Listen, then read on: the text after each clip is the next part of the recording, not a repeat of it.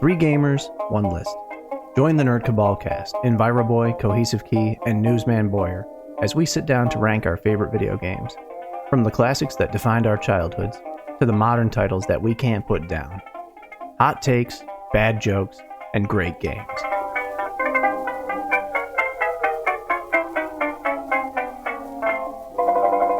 Hey, how's it going, friends? I'm Enviroboy.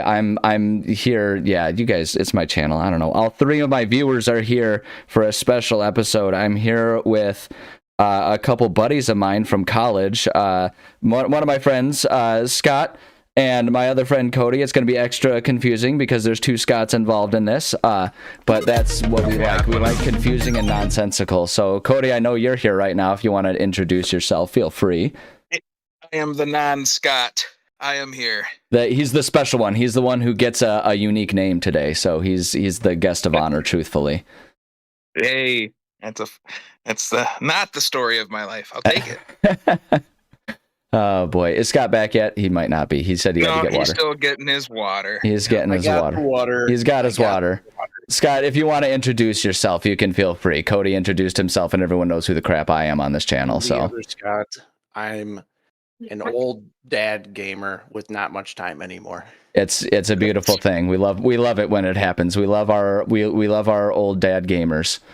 I guess I can say I'm not a dad. I got a dog, but I'm slightly older. We're all old gamer. If we're gonna say old gamers, I guess I don't know. I'm gonna say we're all in our 30s. We might as well be ancient in the world of gaming these days. And I'm also not a human dad. I'm a cat dad, which is to say I'm a cat who is a dad. Not no. I have my two kitties. Then you're ancient. So the special episode today, as the title, whatever I end up titling, I haven't even titled the episode yet in my head space because I have zero organization. The episode is going to be we're talking about our favorite games and discussing the value. We're making a case for why they're our favorite games and why you're wrong if they're not your favorite game. So that's the name of the game. Other Scott, not me, Scott, has a cup full of games, and we're gonna draw them at random, and then whoever nominated the game, because a couple of our nominations were dupes, so we're just gonna roll with it because who has time to organize and figure that mess out? And we'll figure out which category they go into. The categories are: everyone must play this game, game changer, meaning that like in some way, shape, or form it changed the scope of video gaming for better or worse. We have still holds up today, which is, it's a game that you could play today, enjoy it just as much as you did back in the day. Nostalgia bait, which is kind of the same as still holds up today, but it's a more personal thing where it's like, for me, I love this game and it still holds up, even though most people would disagree. And then the last one is personal favorite, which is just forget you if you disagree. I'm going to play this game and love it no matter what. So those are our tiers. And I will sort of just distractedly confuse everyone by moving my mouse around a whole lot. So I don't know. I was enjoying it. What's that? I was enjoying it. I was watching it. I'll try and draw little pictures. It'll be like when you have a sparkler for a camera, except there won't be a final image. So it's really not like that at all. Scott, do you want to start us off with the first game? I've got the cup O names here. The Cup of Destiny. I'm going to draw out the first title. Excellent. All right. The first title is Halo 2. Nice. Is that one that we all had? I think that at least two of us nominated it. I know I did. I nominated it. It was on too. my extended list until we narrowed him down. That's fair. I see. All right. Well, why don't you get us started on this one, Scott? Because it sounds like you're a fan. Yeah. So this one for me, I would say I would easily give this one nostalgia bait for me because this Halo 2 was for me the probably the most played split screen multiplayer when I was a kid. Played the crap out of this game with friends, learned the absolute joys and furies of screen picking with it, and of course similarly the joys and furies of teabagging. Quintessential parts of gaming with your friends in high school. And so easily nostalgia bait. I almost would say that you could add Game Changer when it comes to split screen multiplayer in there, but really I think there are a couple even. There's even one on this list that I would say predates it in a similar fashion. So I don't know if I would give this one the credit of Game Changer. I might also argue still holds up today because they have the Master Chief Collection where, like, while the rollout was clumsy on it, they updated the graphics and it's still a blast to play. So I would put it in either one of those, but I don't know, Scott, you weigh in. What do you have to add or detract from that? This one came at kind of a weird time in between the kind of the end of the OG Xbox and then the Xbox 360. Yeah, that's true. It was really before Xbox Live really took off. So, nobody was really playing this online from what I remember. And I was unlucky enough that I didn't have my own Xbox. I had to go to my friend's house to play this, but countless hours of two Xboxes hooked up by an Ethernet cable. Oh, yeah, LAN parties. Oh, good stuff, man. Awesome. Oh, we had so many of those, didn't we? It was... I have to say this one probably goes in nostalgia bait, but I'll tell you what, I just played this maybe a month and a half ago, and I did play the anniversary edition, and it still holds up. Yeah. It's so much fun. Yeah, it's a fun game. It's a fun game, and it's arguably one of the best Halo stories that they wrote and I think provided. I think it is one of the best stories. There's a lot of people who criticize it, saying that you haven't lived until you got teabagged in Halo. That's I would say so. Yeah, that's actually a good thing too. So Cody, it wasn't on your list, but do you have anything to add or tell us that we're insane about this one? Really nostalgia.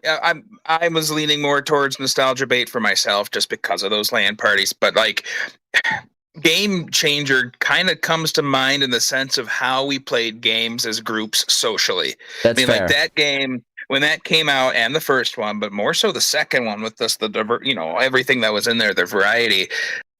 It just changed how we came together to play games. Everyone would come to one house, big LAN parties would happen. It was something that I don't think will ever happen again. It's kind of it was such a unique time. That's fair. I think that's a good point. I think for that, so here's what I'll say for the list. I'm gonna put it up in Game Changer. I do have one game that I might argue could replace it, but whenever we get to it, we'll discuss that and we'll decide, because we can always move these too. We can always boot games to different sections. This doesn't have to be a permanent thing because there's literally no agenda and there's no rules about this. It's just like as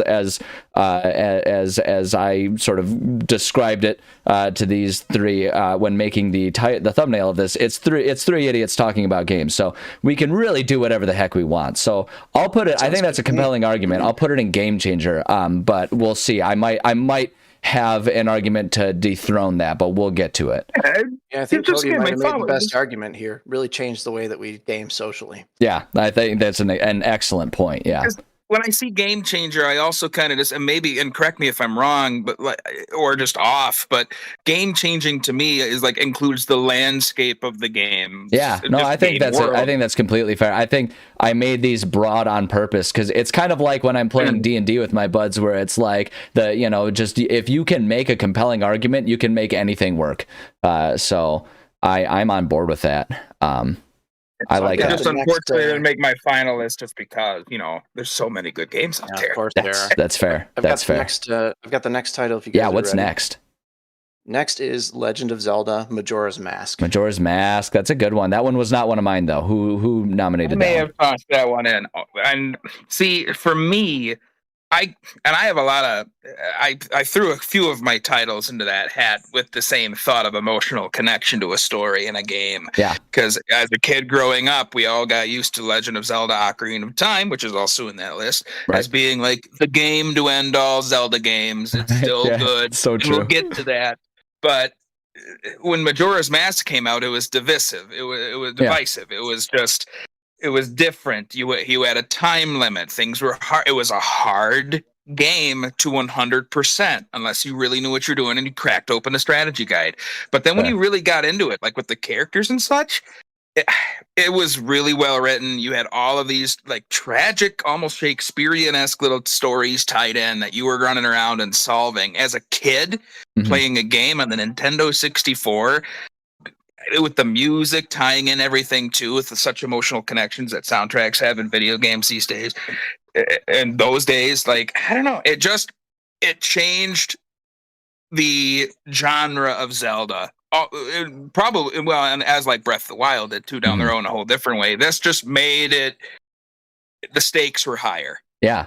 No, I think, and like what's interesting about Majora's Mask, this wasn't one that I added, but I think it was a good add because it's interesting. I almost feel like this one might be one of the best, still holds up today ones in a lot of ways, because I feel like when I hear people talk about classic N64 Zelda and just classic Zelda games in general, like Majora's Mask, like you say, when it came out, it wasn't as well received, but I feel like these days it's aging like a fine wine. More people are looking on it more and more fondly as time goes on, and more people sort of go back to it and take some time with it. So I remember when it first came out too, everyone's just lining up. That was the first time as a kid as I saw people, both adults and kids my age, lining up to get this game.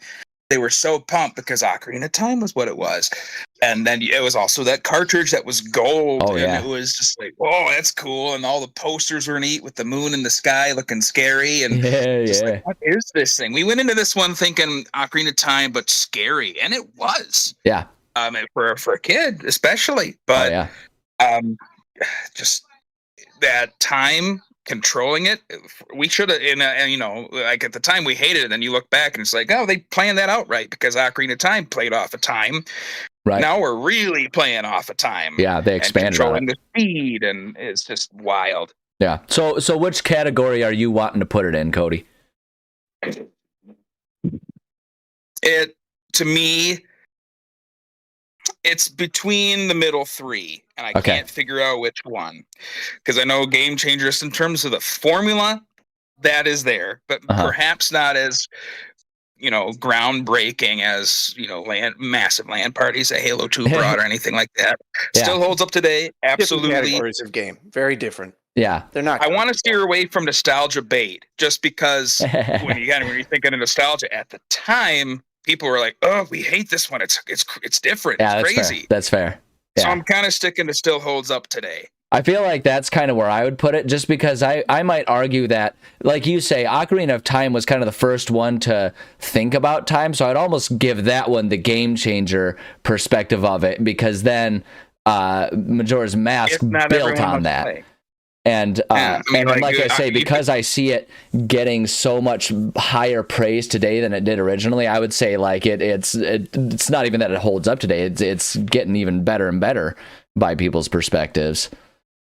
Yeah, we'll get to there in my head, but I might even throw in an argument for Ocarina of Time when we get to the top tier, just because of what that is. That's fair. Foundation. Yeah. I'll defer to you guys. I don't have too much of a dog in this fight. I've played both Ocarina of Time and Majora's Mask. I've not beaten either of them. I gotcha. I don't have the most informed opinion. I enjoyed both games, but I played them both as an adult. I didn't play them when they first came out as a kid. So to me, they, I thought they were really fun. They always felt a little bit dated, and that sounds harsh. Yeah. Because they're really fun, but you have to understand playing them from the eyes of a 30-year-old. No, Scott, I'm glad you said that, because now that means we know, since you're the first one to say something really controversial within the gaming community, you're the one who's going to die first. So it's good that we've got that ironed out here. I'll close up my DM so nobody sends me hate mail. Yeah, I'm going to dox you myself for that one. Like, geez, I'm offended. Scott, what's the next game?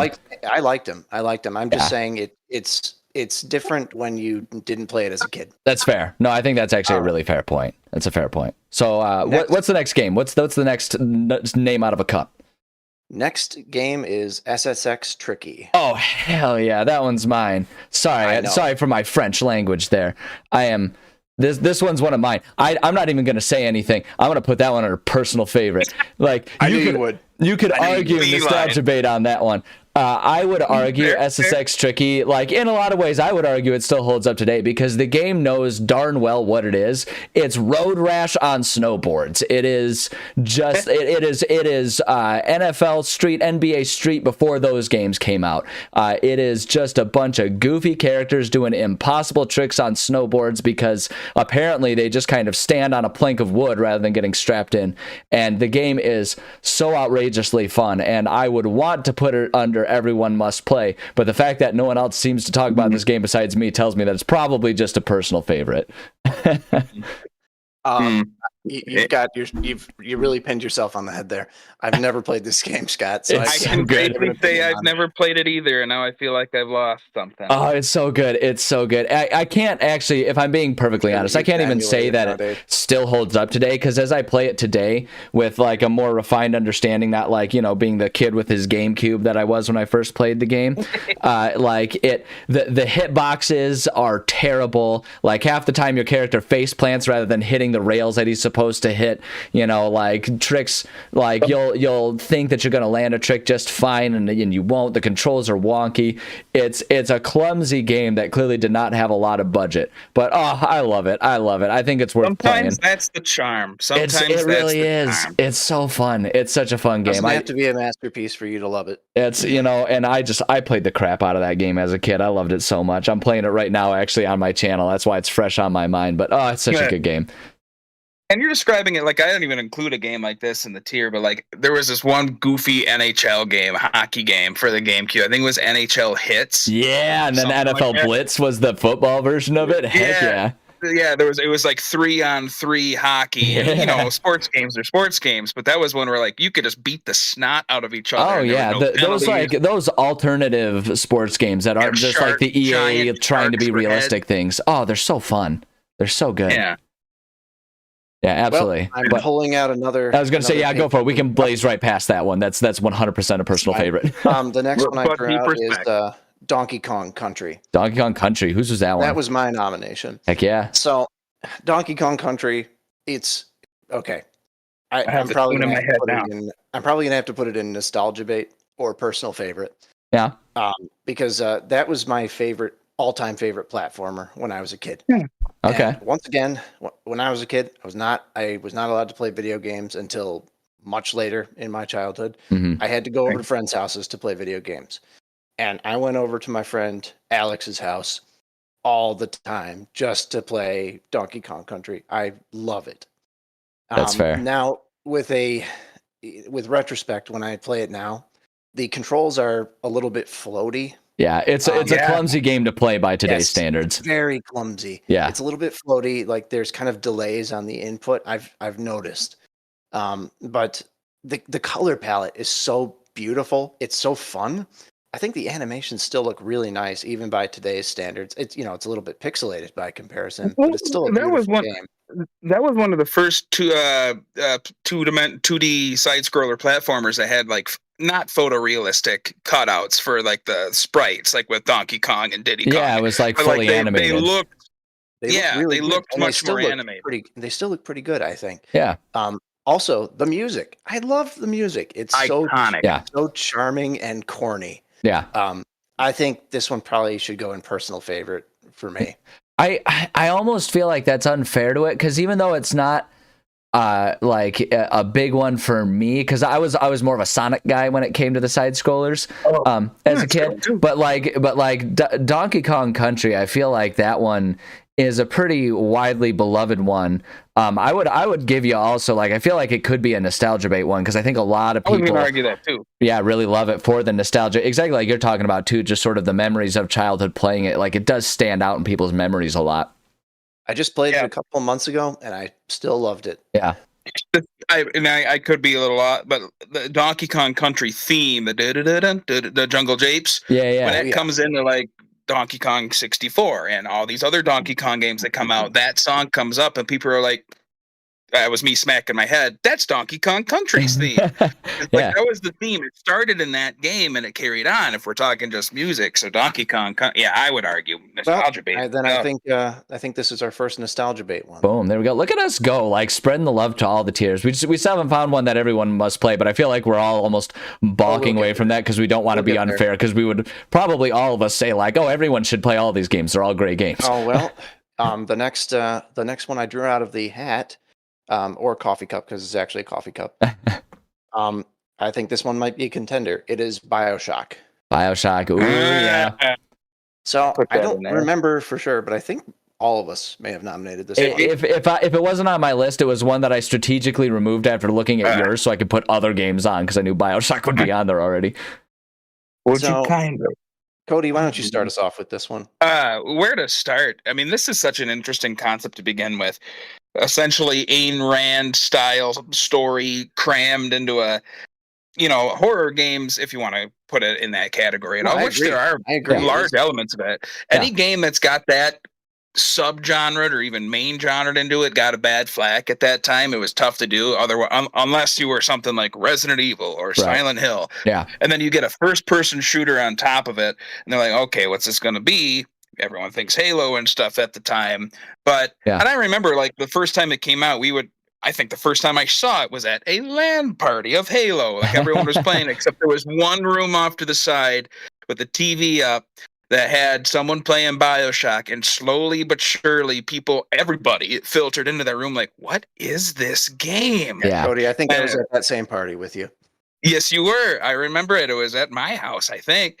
Upstairs, like, people floated in. I think the first time I ever saw it was that scene in Sander Cohen's theater with the guy frozen to the piano. Oh, yeah. And Sanders making him play a certain tempo, and if he messes it up, he's threatening to blow him up with that seat that's just laced with dynamite. Yeah. And I'm like, what in the world are we watching? Because it was kind of like watching I'm not going to say watching a movie, but it's like playing a video game, but also like, this is some different kind of level of satirical. Yeah, it added a lot of new storytelling approaches to video games that were not well represented at the time. I think, and not if you haven't played it, I don't know in terms of viewers, in terms of spoiling it, but I think we can issue a spoiler alert, Scott. I mean, I don't care. Like, I have such disdain for my audience. It's really funny. My non-existent audience. It's fine. Who would watch this? This is like Troy and Abed in the morning. I think we know what. I think we know what Cody's getting at. The twist. Well, there's the big moment. The big climax. That was the first time in the game that I can remember, at least, where I played, 30 minutes after that, and during it with my mouth agape, my throat was dry.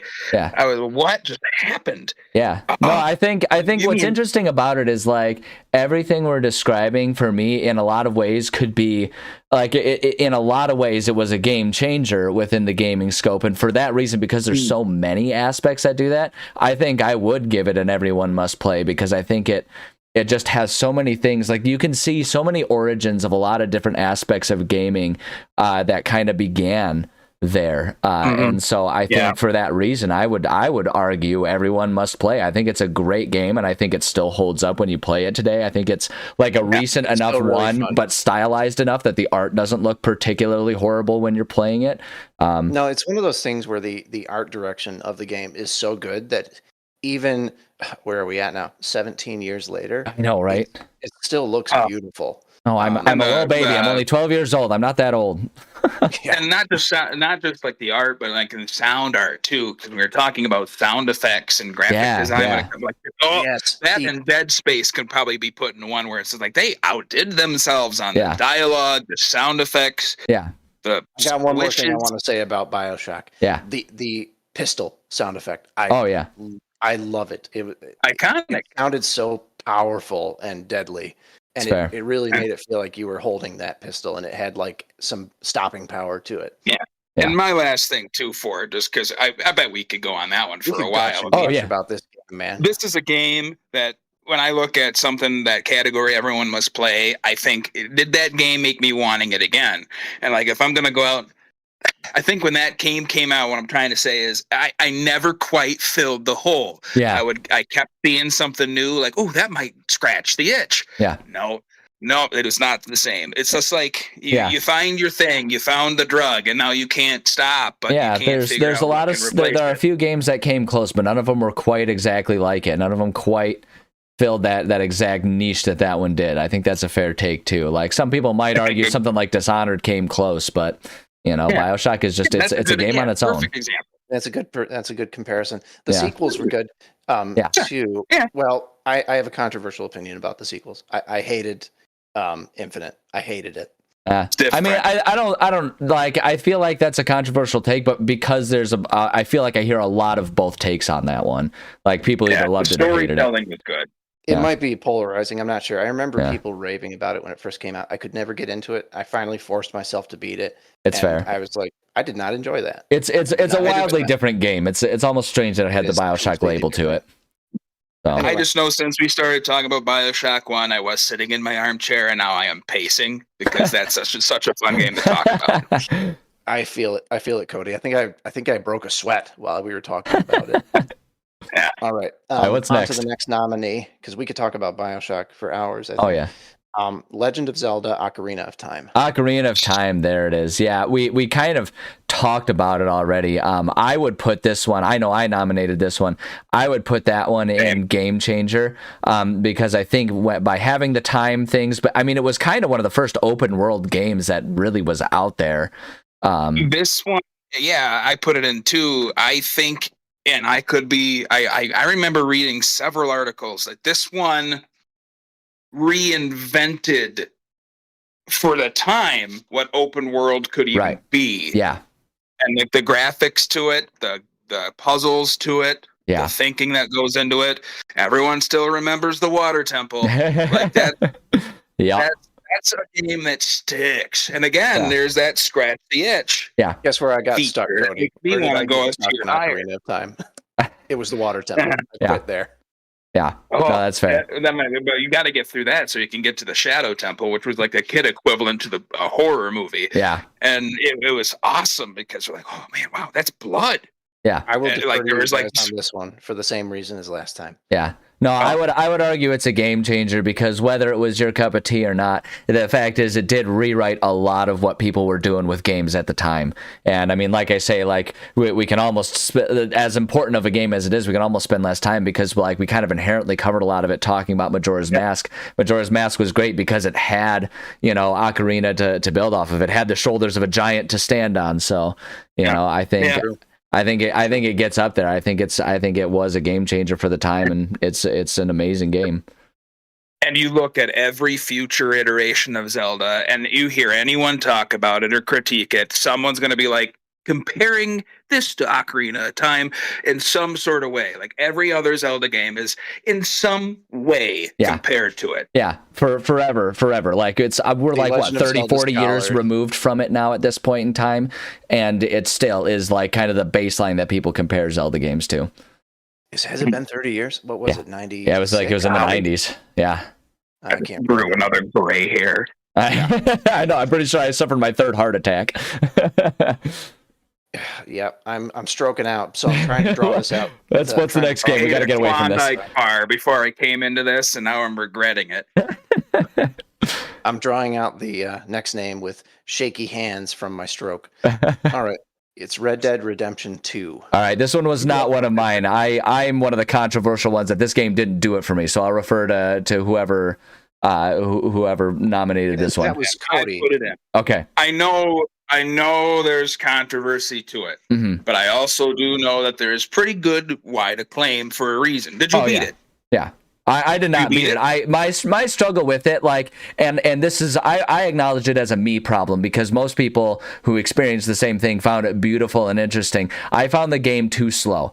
Especially at the time I was playing it, because I was trying to play it when I was in grad school, and I was like, there was just too much of it. Like, come on, like, get to the story. I want to see what's going on. So I just couldn't get into it. I want to try again, but it was too slow for me. Yeah, a big argument to that was like people were saying it's almost too realistic. I mean, and I get it to a degree. Like it made things slower because they put so much detail into everything you did. Yeah, they didn't need to make the horse's private part shrink in the cold. Like they literally did that for us. They went out there and they studied horse dicks for hours for us. Like but.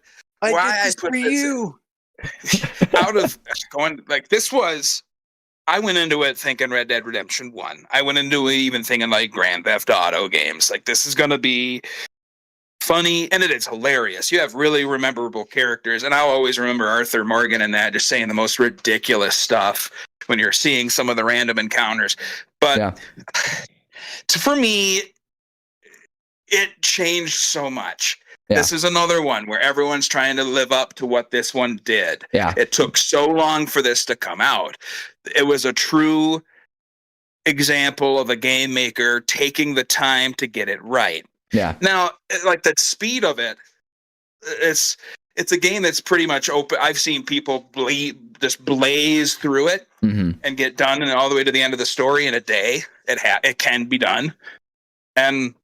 But if you're doing and really partaking in the side quests, or you are a completionist like me, as you know, like I'm just a chronic completionist, almost to the point where it takes the fun out of things. Oh, me too. 100%. Because you're an obsessive completionist too. Yeah, it's a problem sometimes. So like I put this one in the hat thinking, yeah, this one also took me almost a year to beat because I think I got halfway through and I had to put it down because of life. Yeah, but I'm in a similar boat to Scott here, which is I played about half of it. I really enjoyed when I was playing it, but a lot of it is kind of a walking simulator, which there's nothing wrong with that. Yeah, and if I'm in the right mood, I love that kind of stuff. Like I say, I acknowledge for me that was a me problem. I was the wrong player at the wrong time for that game. It makes the down moments more chill and like it's just more immersive. Yeah, it's can more be immersive. It can see again. Like between the types of players, like someone could play it like that, or you could have someone who likes Grand Theft Auto games and they're just shooting everything and doing everything bad, and it's just blaze through it. And then it's definitely the opposite of a walking simulator if you play it like that. To me, it took me a few times to figure it out. I always compare it to the first one, which I really enjoyed that game, but I played it at a different time in my life. Yeah, that's the same. That's the same for me. I liked the first one, but I was in a very different. I was in regular college, which was significantly easier than grad school. So I had all the time in the world to play it then, and I loved it at that time. I just recently played the first one again too, like to see if there were differences, and they're pretty. Like the first one. Is so much more streamlined. Like there aren't all the little things. There aren't when the stamina, eating certain like eating certain foods too fast. Don't make in Red Dead 1 you didn't have to worry about your weight or your stamina as much. Like this one was so realistic to the sense like you do need to sleep, you do need to clean yourself for interactions. Yeah, like the second one went above and beyond with that, but. I'm going to go with Cody here and say it's a game changer. Yeah. It's not my cup of tea, but it did change things big time. And I was going to say I'll allow it. Like it didn't it on its own it didn't really do anything that we haven't seen anywhere else, but it did more than we've seen in a single game, and it did it better than we've seen in a lot of games. The stuff that it just did it better, and it really did change a lot of how people viewed approaching like a narrative game in a place that if I'm remembering properly, I feel like it was kind of a stagnant time for like story RPGs. So even if it's just for that story, like even if it's just for that, because again, once you get into the later half of the game, that might be one of the very few games from especially Rockstar that I got choked up. Yeah, like it got heavy at the end, and that's true. It's changed me. Really good story. Yeah. Excellent story. There's no doubt. That's fair. I'm gonna move on to the next game if you guys are ready. Let's do it. Winded. Okay. There's two hot games in a row like that, and I gotta breathe. Well, don't have a stroke like I did. Next is Elder Scrolls Skyrim. Skyrim. Okay, so I put Skyrim in there. Yep. Yeah, as I say, I put Skyrim in there. For me, that was the first Elder Scrolls game that I really got into. And it was a tough one for me because I kind of acknowledge that Skyrim is a kind of a good example of it stood on the shoulders of giants with like Oblivion and Morrowind coming before it.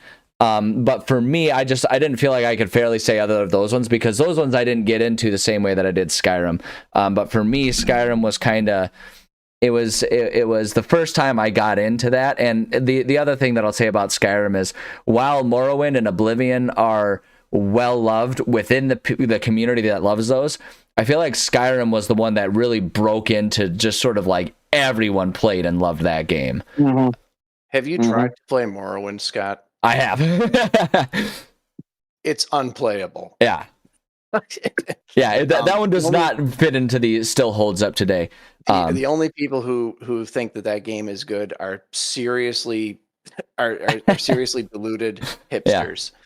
Yeah. I love the lore of Morrowind. Yeah, and that's what I mean when I say I think it stands on the shoulder of giants, because Morrowind really set the stage. Oblivion kind of really improved the gameplay, and then Skyrim took it another level further. I guess for me, just to kind of to offer a thing, I almost want to put still holds up today because they keep re-releasing it. How many different versions of this game are there? Like 80, 90? That's what I said.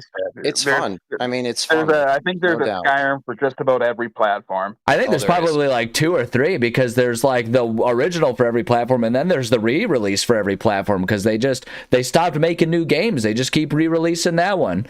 And I mean, for goodness sakes, it works. People keep buying it. You had to get the Switch one because you could get Link's Shield in it. Like I came out with all these different, and then the PC one so that you can get Minecraft's pickaxe. Like it had all these different things. It's insane. Kill Draugr while you're taking a dump. It's insane. It's insane. But yeah, so I'll put it in still holds up today, unless you guys have a different argument for it. No, I agree. Okay. So I once saw somebody who compared the Elder Scrolls games as follows. Morrowind is progressive rock, a very niche and very dedicated audience. Probably a more pure artistic game, but with very little universal appeal. And then Oblivion took it up to like classic rock, much more wide appeal, a lot more fun. Yeah. And then Skyrim is kind of the mass-produced kind of corporate rock. It's the modern pop country is what it is. A lot of fun to listen to, but not as much artistry to it. Yeah, no, I think that's fair. I think that's fair. Anyway, I agree with you. Still holds up today. I mean, I enjoy Burn it down. All right. Next up is Dishonored. I can't remember if I had that one on my list, but if it wasn't, I agree with whoever put it on their list.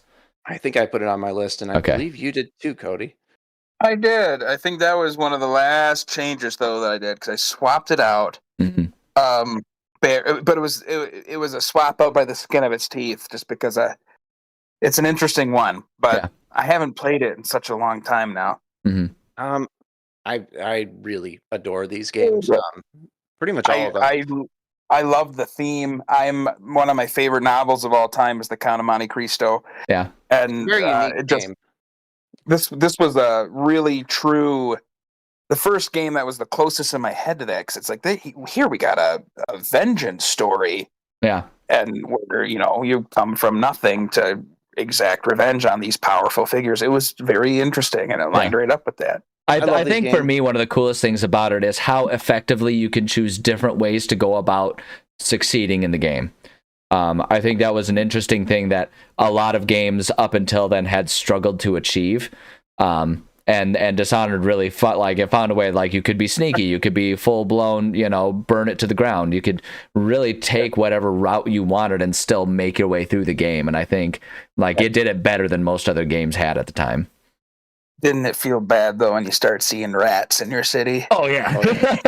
Like, what have I done? Yeah. I'm not sure where to put this one, because I really adore this game. The gameplay is very unique. It's kind of a strange stealth immersive sim, which we never really saw that before. Yeah. That's right. I definitely wouldn't put it in nostalgia bait. I actually have to put a caveat on that. We did have things like Thief, Deus Ex that came before this.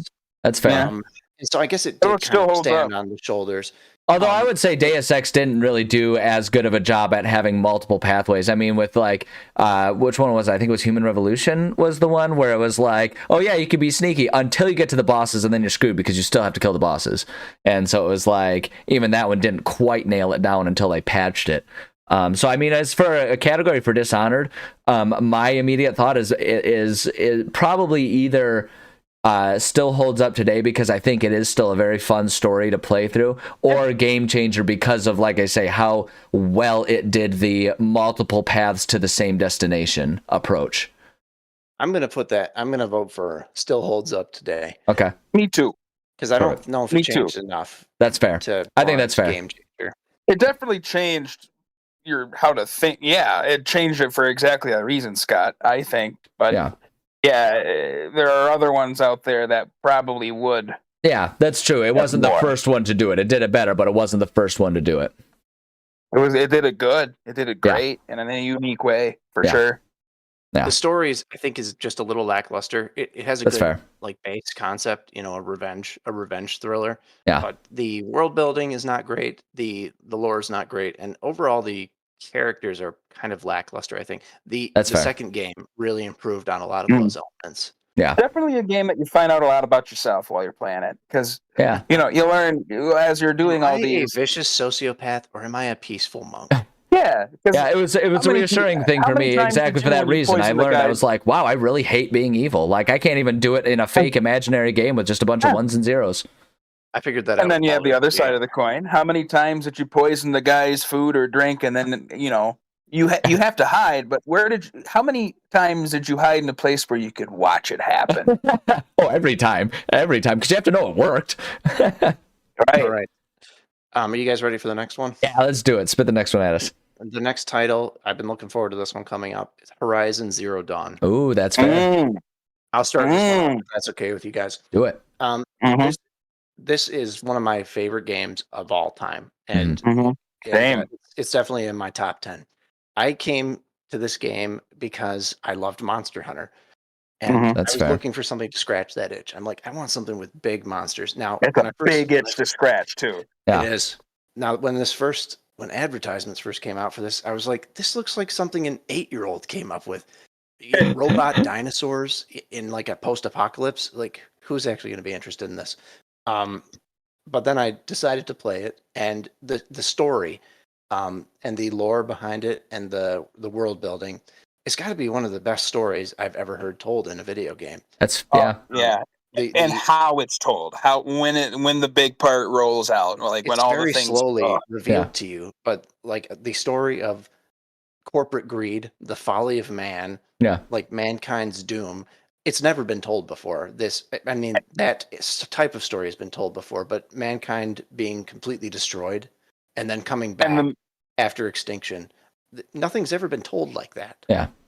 And how my spoiler badge is on, but like how one person, and not even who you think, what they went through to make sure humanity's future was still there. Like it really, that was a weighted story that hasn't been hit like that before. This is one of those games that hit me extremely emotionally. I was like, wow, no game has really ever done that for me with this much emotion. Yeah. This is a big dinosaur guy. Yep. Yeah. Big dinosaurs. I like big dinosaurs. Big dinosaur guy. And like when I first heard of the concept myself, like bows, arrows, bringing down metal things, like no. But then there's nothing more gratifying, like, because it really, you had to go into every single incursion with a big or small thing, like where do I hit it? How do I hit it? Like the big T-Rex, the razor, the big thing. It's that has like tanks of liquid. Thunderjaw, like it has these like you have to hit it in just the right spots. How to do it to disengage the rockets that are on its back? Because folks, we have T-Rex with rockets.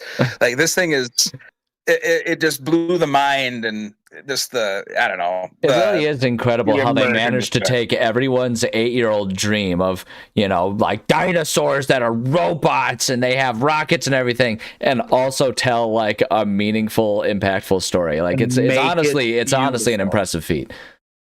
Yeah, I think this one has to go in everyone must play. That's my vote. I would think so, because again, like also to argue into that, the open world.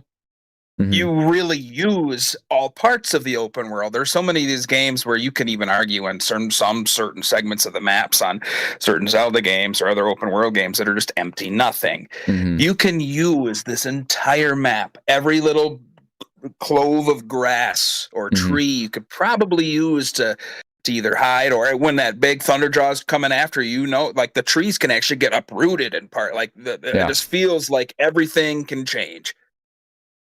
Yeah, no, I'll allow everyone must play. I wasn't as emotionally attached to this one, but I think it's because my completionism kind of got the better of me, and I ended up with a very truncated version of the story, like where it was like I would get small bits of story separated by wide swaths of me just hunting robot dinosaurs. But the flip side of it is, I had a blast playing it because for me, I just loved hunting robot dinosaurs. That was so fun. Like that was a sick thing to do. It was sweet. So like I'll allow everyone must play. I think that's a pretty good take. Because the other thing about it too is it is a good story, and I think there's good, interesting lessons to take from that. And exactly the kind of person that might be annoyed or disinterested in that is probably the kind of person that needs to hear that type of story. So there you go. Not to be this guy, but I think we're like a third of the way through the list. Oh yeah, no, we're absolutely not finishing this in one episode. That became clear to me very soon, and I'm totally fine with that personally because I think these games all deserve the level of discussion that we're giving it at the very least. So I'd say let's plan to go for the hour, and then we'll just come back next time we get the chance, and we'll keep chatting about them. That means we're gonna have more. That's good. With that being said, we got 2 bangers in a row. The next nominee is The Last of Us. The Last of Us. Oh, I definitely had that one on there. Man. Yeah, why don't you start this off, Scott? Actually, all of us nominated this. I would say I think all of us had this one on there. This is a hard one because in a lot of ways I think it has equal claim to Game Changer and Then Everyone Must Play because I think just the level of narrative nuance and success that it had, it's not like good stories hadn't been told before. It's not like it's the first one to cover a zombie style game or anything like that, but just the level of how do I want to say this, just the level of care that was put into the story and the success they had in telling it and incorporating the telling of the story into the game. I think it was just on a completely different level. But even if we don't want to say game changer, I think Everyone Must Play because I do think it's a wildly impactful story. And what's interesting about The Last of Us is, there's plenty of controversy that comes around The Last of Us 2. If I'm going to offer a hot take, it's mostly because of dummies making issues out of nothing.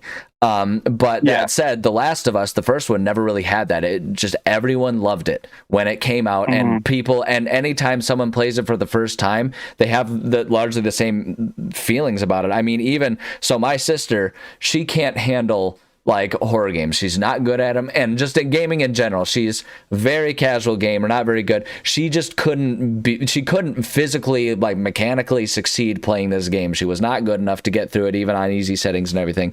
So instead of just not playing it, she convinced me to, like, in a couple marathon sessions, play it with her so she could enjoy the story, because what she did experience of the story, she wanted to know what happened that badly. So it's like, it just... She doesn't need to do that anymore because the show is out now. Yeah, I was right. How did she handle the segment where Joel gets separated from Ellie and he's in that basement, and how did she handle that little portion? Oh, she she made it through. It was there was even a lot of that's a part that sticks out. Yeah, that was the first time I was playing alone, and I think I just screamed audibly in my room the whole time from beginning to end. Yeah.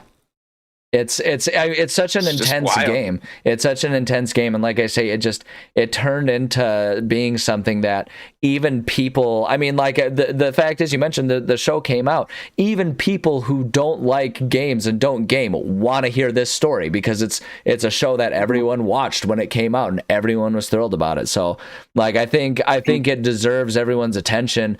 Like, anyone who's going to play a game, I think should take the time to try and play it, because I think it's a great game. I think mechanically it did a lot of things very well. Case in point, even if we don't see any particular standout parts of the gameplay was solid enough that it never really got in the way of the story. Like, the story was always still able to be told. This is a game that I think is kind of the jack of all trades. I won't say master of none, because it's probably got one of the best stories of any game I've ever played. Yeah. It just works. Everything about it worked great. Yeah. It's the combat. The combat is great. It was not innovative, but it was very fun. Right. The story was amazing. It brought you in. It was Voice acting was amazing. The character models were amazing. It looked great. It just worked in every way. Yeah. And it's the kind of game that I think everybody should play at least once. Yeah. And you can you can buy it pretty cheap now. You really have no excuse not to. Oh yeah, and it's even For like me, got remakes and everything. All of what we, for me, it was everything that's been said and just the characters. Yeah, like each character was so deeply fleshed out. Even the side characters, the people that are just cronies. That you come across, especially in the second one. But in the first one, where you do run into them, each of them have names. The dogs have names. I know, right? But then there's the instances too, when it's just Joel and Ellie going through, and at first they're definitely not friends or anything, but as it goes, just how even when you're crouching behind a table, how the game makers, the creators made it so like he is over her and guarding her. Like the connection has grown through this gameplay that was beautiful. So by the end of it, it's really an organic, organic story about, and it's paced so well. Like the pacing of it works so well. Like it doesn't feel like anything drags on, and it doesn't feel like things are rushed. It's just very masterfully crafted as a story game. And like I say, the biggest insult you could say to it is that like the gameplay paled compared to the story, but even that's not really fair, because the gameplay, like you say, was so well made that it allowed the story to shine. So yeah, I think everyone has to play that one. I will never just idly shoot the attack dog that's coming after me, and forever I will always double think, why am I doing this? Did this dog deserve this? We're crossing over to Last of Us 2. Which is great. We could have an entire conversation about the discourse about that game. That whole video. I'm gonna say the hard part about that one is I don't have the energy for that, man. Good lord. I think that's a whole hour. Not to mention, you would produce a lot of controversy on your channel talking. Oh, that's true. That's true. Hey, that might skyrocket me. The algorithm might appreciate that if I get some people really ticked off at me. Rage bait. You can rage bait the right-wing chuds about it. Oh yeah. All right, moving on. Hey, that's a presidential take now. if you guys are ready. Yeah, do it. The next nominee is GoldenEye 007. Heck yeah, man. That was one of mine. And this is the one that I would say has a case to be made to replace Halo 2 as game changer, because 007, that game was the game for multiplayer like arena shooting. I think that game was my first friend fight that I ever had. Yeah. It has that effect, and it's like, and like the thing about it too is like it has so much nostalgia, because I feel like at some point in the lives, just about anyone who has been a gamer, unless they, are a younger gamer these days, I think anyone, who was millennial, at least like millennial and Gen X, like they had experiences playing this game, and everyone has their favorite rule system, like all slaps, all odd job, or whatever it is, DK arms. Everyone's got their favorite subset, and like the concept of custom rules came from this game. That like having that arena shooter, those complex maps to run around in, and the concept of camping almost came from this game, where people would hide in the bathroom stalls.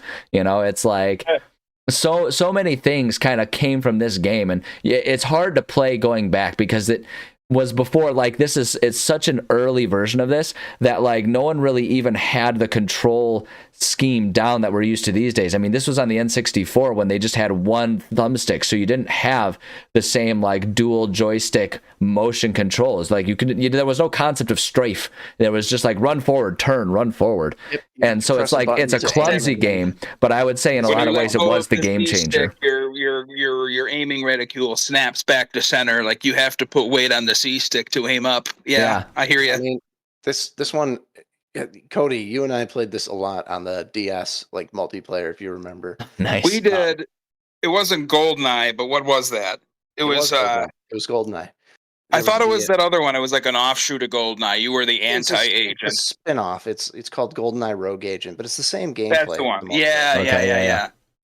Anyway, I also played the N64 version. I mean, I think everybody did who's like above 28.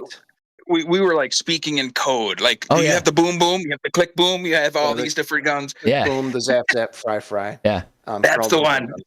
Anyway, I think this one either has to go in game changer or nostalgia bait, and there's no in between. Yeah, no, I think you're absolutely right. It does not still hold up today. I could put it. It does not hold up today. It's I just so picture the clunky. faces. Remember the faces of all the bad guys. They're all it's just like it's like the heads were squares, and they just had like this pixelated picture painted on the square. Imagine trying to make an alluring Bond girl in that media. They were the people of nightmares. Like if you would have seen that in the corner in the dark room, that's like a sleep paralysis demon face on each of these people. It's definitely a classic. I think I agree. It's a game changer. Yeah, I'll put it in game changer. I won't make us move Halo 2, but I would argue it predates Halo 2 on a lot of the things that Halo 2 did. Yeah, I'm starting to reconsider Halo 2, but we can get back to that. Yeah, we can get back to that. So looking at our time, let's do one more. And then we can call it good for this installment. And this is going to be like a 2 or 3 installment thing, which heck, I'm on board with. I love sitting here talking about games. This is rad. Well, if we can do, if you guys are available tomorrow, we could possibly go a little longer. We'll see. I could try. I might be away for a while with the time difference. I got to go ice fishing. That's fair. Yeah. We'll check schedules, and I mean, even if it takes a little time to get to it, then heck, that gives us something to look forward to. So. Yeah. Well, next up, the next nominee is Persona 4 Gold, and I think you nominated this one, Cody. Yeah, that was one of yours. I put this one in there. You enjoy this. Also. This is definitely one of those ones that I was thinking probably just personal favorite, unless people argue otherwise. But there's something with that. Have either of you guys played it? I haven't played Persona 4 Golden. No. Oh, the story. Gosh, I wish more people would play this game because the story is awesome. It is. Is it? Wait, is this different than Persona 4? I'm not familiar with Golden. It's not. It's different to a degree. It's the same story, but Persona 4 Golden has a different, has a much wider range of side quests / optional endings and stuff. Gotcha. Because I'm familiar with Persona 4, but not with Golden. It's it's a remake with optimization, isn't it? Gotcha. That makes sense. It was so much more optimization to the degree that it has just more to it. There's more story. There's more voices. There's more acting. Because it's a fully voiced game from beginning to end. And it's what Troy Baker's in it as one of the characters, and y'all know him. I mean, we've already mentioned a game or two with him in it. But he's in there. He's not even the main character. He plays a guy named Kanji. But there's a lot going on in this game socially that I think is important too. A lot of the characters are going through a lot, and it's... Wait, just 1 minute. Just 1 minute. Is this the one where the teacher is like grooming one of his students? No. What games are you playing? Absolute silence. There's definitely one of the Persona games that has generated major controversy because of this. And I think that was Persona 5. I think I know what you're talking about. Okay. Yeah. Okay. This is where you move to this city. Again, it's in Japan. It's very troped in a lot of anime manga thing. It's got a lot of that in it where there's supernatural to the degree of the strange. But you move to this city, you are just going to school for the year, and living with your uncle.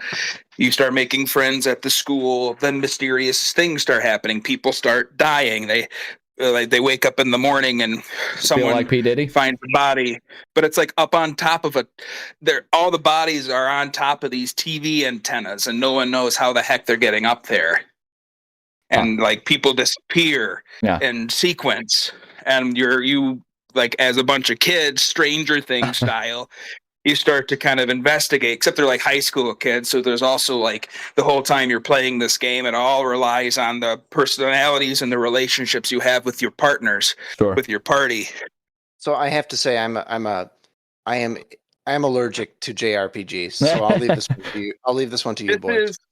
I would say this is probably the it might be a hot take. It might be the JRPGs of JRPGs. Like there are people in the community of that would consider this the best JRPG in history. Okay. For a lot of different things. There's just so much to it. They've certainly got universal acclaim. I mean, everybody's heard of Persona, even if they're not a fan. I'm not a big fan of them either. There was something with this game I have never just doubled down and played it from beginning to end without stopping. And this was that game. It was just awesome. Sometimes it just clicks, like even if you don't expect it to. Sometimes a game just clicks.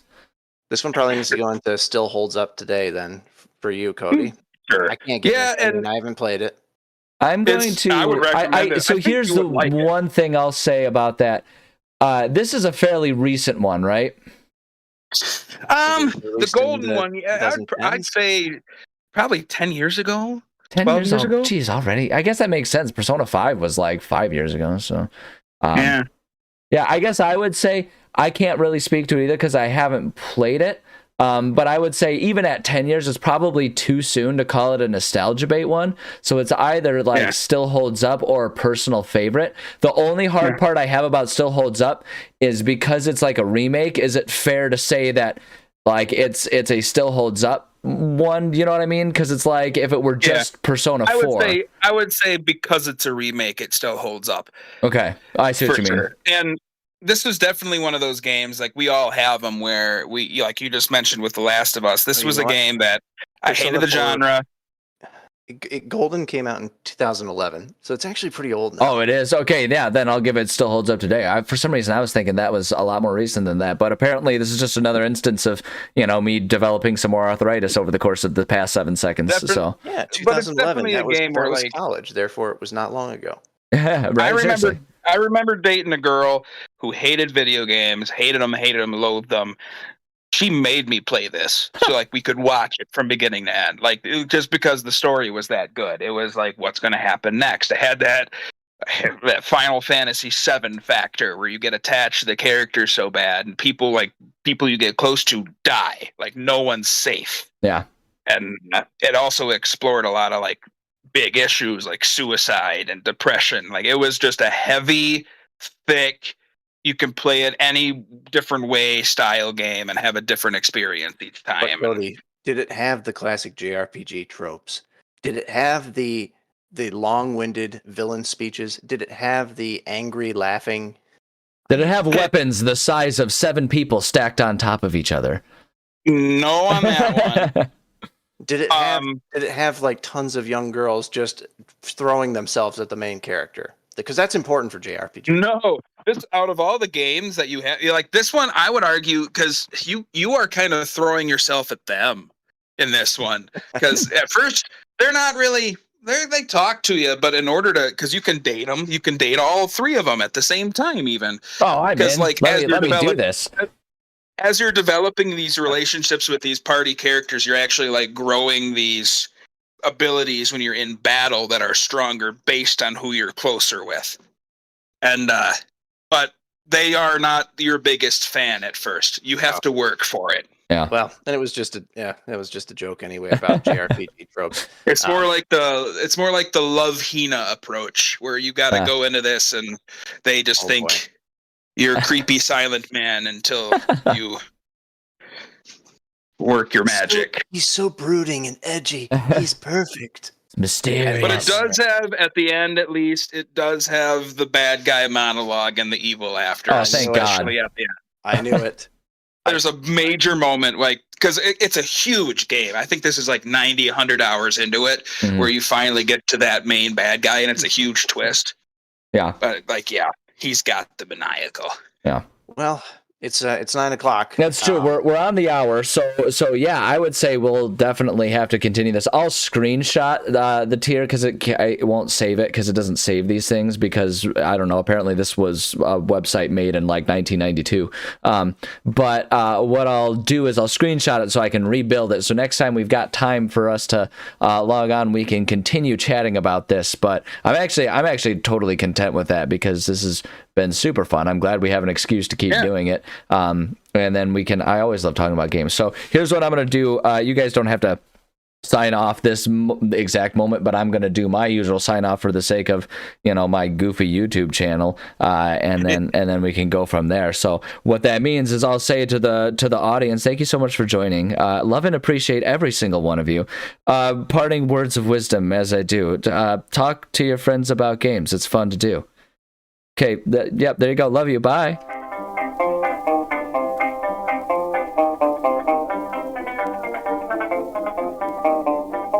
The audio was used from Enviroboy with his permission and originally aired on his YouTube channel. Join us again for episode 2.